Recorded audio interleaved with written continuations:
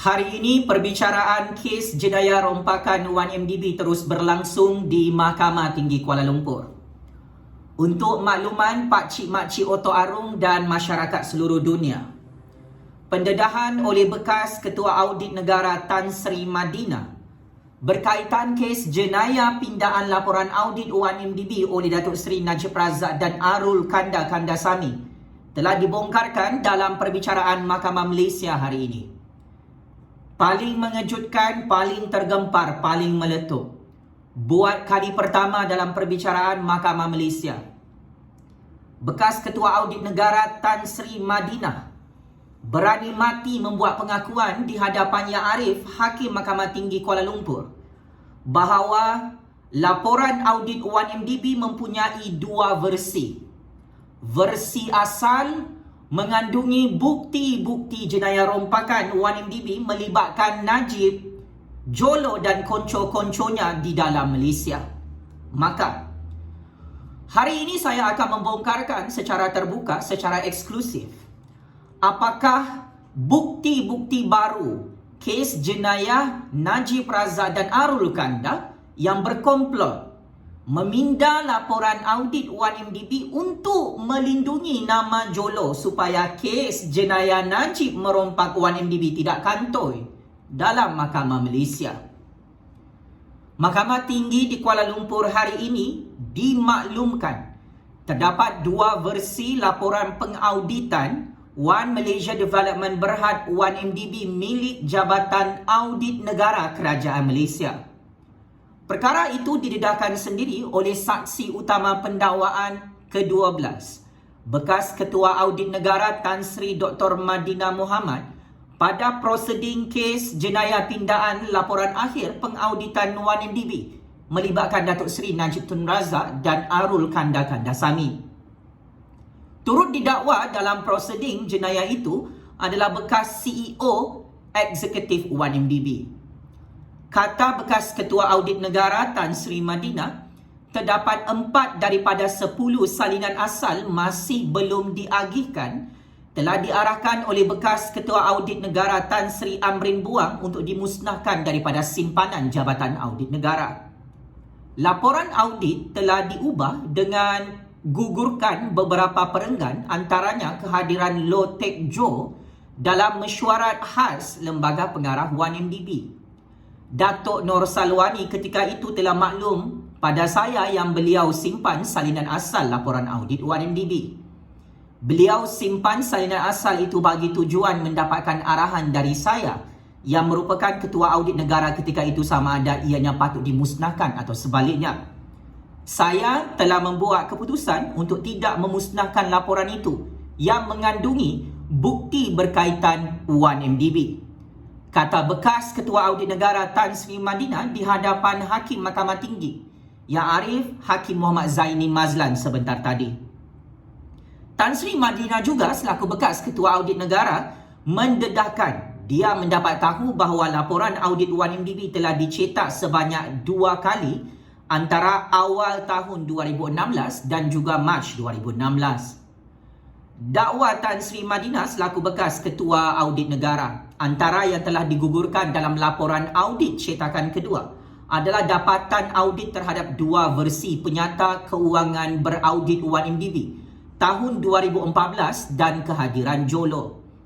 Jelasnya, kehadiran Jolo tidak direkodkan dalam minit mesyuarat bertarikh 26 September 2009. Kata bekas Ketua Audit Negara Tan Sri Madina di hadapan Hakim, Tan Sri Muhammad Baki Saleh pada 19 Jun 2015 memaklumkan Jolo sebenarnya hadir pada mesyuarat berkenaan. Beliau kemukakan salinan mesyuarat berkenaan kepada Jabatan Audit Negara yang mencatatkan minit kehadiran Jolo. Laporan pengauditan 1MDB disklasifikasikan sebagai rahsia di bawah Akta Rahsia Rasmi 1972. Oleh yang demikian, saya tidak dapat dedahkan tentang wujudnya ada dua versi laporan audit 1MDB kepada sesiapa. Namun pada 15 Mei 2018, saya telah klasifikasikan semula laporan berkenaan sebagai terbuka. Kata bekas Ketua Audit Negara Tan Sri Madina Muhammad. Proseding mahkamah berjalan seperti biasa hari ini melibatkan Datuk Seri Najib Razak dan Arul Kanda dikala Malaysia diserang dengan tsunami banjir. Najib Razak yang merupakan ahli Parlimen Pekan didakwa menggunakan kedudukannya untuk mengarahkan pindaan dilakukan terhadap laporan akhir 1MDB sebelum diserahkan kepada PAC bagi mengelakkan dikenakan tindakan undang-undang. Arul Kanda pula dituduh bersubahat dengan Najib Razak bagi membantu mengelakkan bekas Perdana Menteri itu dikenakan sebarang tindakan. Najib Razak dan Arul Kanda didakwa di bawah Seksyen 23/1 dan Seksyen 24/1 Akta Suruhanjaya Pencegahan Rasuah Malaysia SPRM 2009. Jika Datuk Seri Najib Razak dan Arul Kanda kalah dan disampaikan kesalahan dalam kes jenayah meminda laporan audit 1MDB, mereka berdua boleh dikenakan hukuman penjara maksimum serta denda 5 kali ganda nilai suapan atau RM10,000 atau mana-mana nilai lebih tinggi. Maka pendedahan ini membuktikan peranan besar Najib Razak selaku bekas Perdana Menteri menyalahgunakan kedudukannya, menyalahgunakan kuasanya, mengarahkan bekas Ketua Audit Negara untuk menyembunyikan laporan audit asal 1MDB. Kenapa bosku Najib arahkan untuk laporan audit 1MDB yang asal itu disembunyikan? Kerana dalam laporan dan siasatan Jabatan Audit Negara mendapati Jolo adalah orang Najib Razak yang berperanan penting dalam menjayakan modus operandi merompak duit 1MDB berpuluh-puluh bilion ringgit. Maka Najib dan Jolo berpakat bersama Arul Kanda untuk meminda laporan audit menyembunyikan nama Jolo agar Najib dan Jolo tidak didakwa dalam Mahkamah Malaysia pada tahun 2016 lalu. Selain itu, ada bukti transaksi keuangan modus operandi merompak 1MDB melibatkan bosku Najib dan Jolo yang telah dihapuskan dalam laporan audit 1MDB yang asal. Maka laporan audit 1MDB yang kedua telah digunapakai oleh Datuk Seri Najib Razak selaku bekas Perdana Menteri dan bekas Menteri Keuangan untuk dibentangkan dalam Parlimen bagi menyelamatkan nama Jolo agar Jolo tidak kantoi sebagai orang tengah, orang utama Najib yang membantu Najib untuk merompak 1MDB. Pendedahan oleh bekas Ketua Audit Negara ini membuktikan Jolo adalah orang Najib. Ini membuktikan Najib menyelamatkan Jolo supaya Jolo tidak kantoi sebagai antara orang penting yang membantu Najib merompak 1MDB lebih 50 bilion ringgit sehingga negara menanggung beban hutang tersebut hari ini. Maka benarlah kata-kata saya selama ini. Najib dari peringkat awal skandal 1MDB terkantoi pada tahun 2015 sehingga tahun 2021. Najib adalah big boss kepada Jolo yang membantu agar nama Jolo tidak dimasukkan dalam laporan audit 1MDB. Arul Kanda bersubahat selaku bekas CEO 1MDB.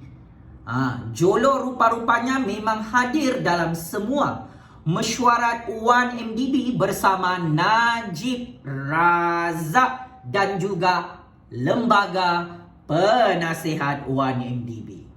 Maka sebab itu akhirnya memang bekas Ketua Audit Negara Tan Sri Madinah Mohamad sangat-sangat berani mendedahkan laporan audit 1MDB yang asal masih disimpan oleh beliau, masih disimpan oleh Jabatan Audit Negara. Maka secara prospek terbukti laporan asal audit 1MDB itu menunjukkan ada bukti-bukti baru Najib dan Jolo serta konco-konconya merompak duit 1MDB berpuluh-puluh bilion ringgit.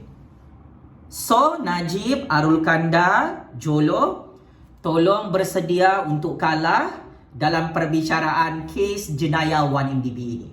Sampai sekarang, bosku Najib menyembunyikan Jolo di luar negara. Najib dengan dia punya cyber troopers tanya, mana Jolo? Wah, saya nak bagi tahu dengan Najib dan cyber troopers dia. Jolo ini sudah kantoi dalam Mahkamah Malaysia. Orang kamu, bosku Najib. Geng kamu. Kamu sendiri mengarahkan bekas Ketua Audit Negara dan Jabatan Audit Negara untuk menyembunyikan bukti Jolo bersama kamu merompak 1MDB. Kamu sangat-sangat dalam kedudukan yang bahaya, bosku Najib. Jolo, Arul Kanda. Secara prospek, Najib akan kalah lagi dalam perbicaraan kes jenayah ini. Ini antara perbicaraan kes jenayah besar. Kerana dalam laporan audit 1MDB itu yang asal masih disimpan oleh Kerajaan Malaysia, masih disimpan oleh Jabatan Audit Negara dan telah diakui oleh bekas Ketua Audit Negara Tan Sri Madinah Muhammad. So, Najib, macam mana? Ada chance untuk menang? Tidak ada chance untuk menang, ya. Semua bukti kukuh masih disimpan oleh bekas Ketua Audit Negara Najib Jolo bersama Arul Kanda berkomplot merompak 1MDB. Sekian, wabillahi taufiq wal hidayah. Wassalamualaikum warahmatullahi taala wabarakatuh. Checkmate and game over, bosku.